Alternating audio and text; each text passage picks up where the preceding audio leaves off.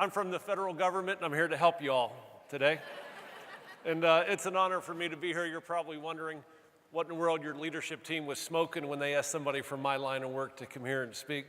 But a couple years ago, as Kevin told you, I had the great honor of getting command of a destroyer in the Navy. And at the time, we weren't quite the worst ship in the Pacific Fleet, but we were probably third or fourth from the bottom. We had one of the highest accident rates of any ship in the Navy.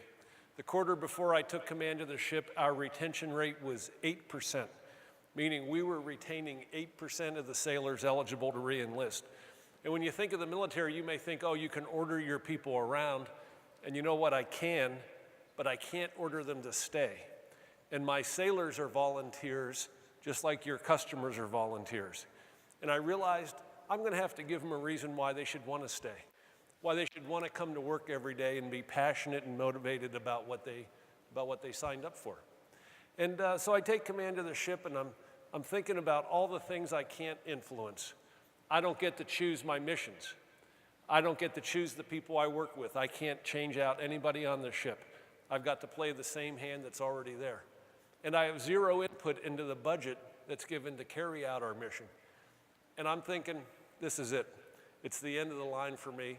I'm never getting promoted again. I'm not smart enough to turn this ship around.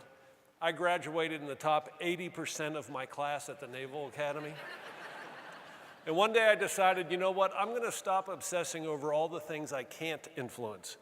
And instead, I'm going to spend my days obsessing over the things that I can.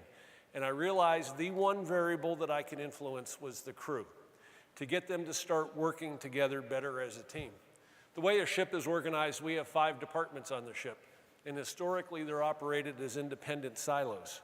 And we weren't supporting each other properly. A lot of times we were pointing fingers at each other.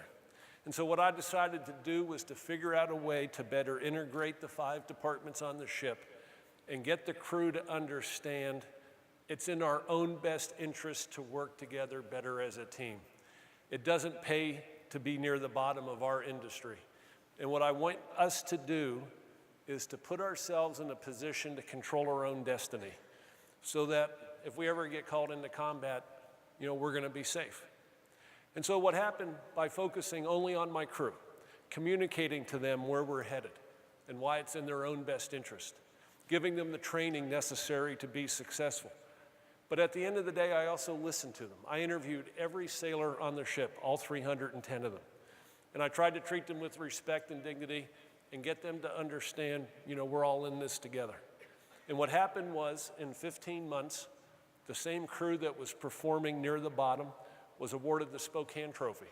It was an award started in 1908 by President Theodore Roosevelt, given annually to the best ship in the Pacific Fleet. In years 3 and 4 after I left the ship, Benfold won the award for best ship in the entire U.S. Navy.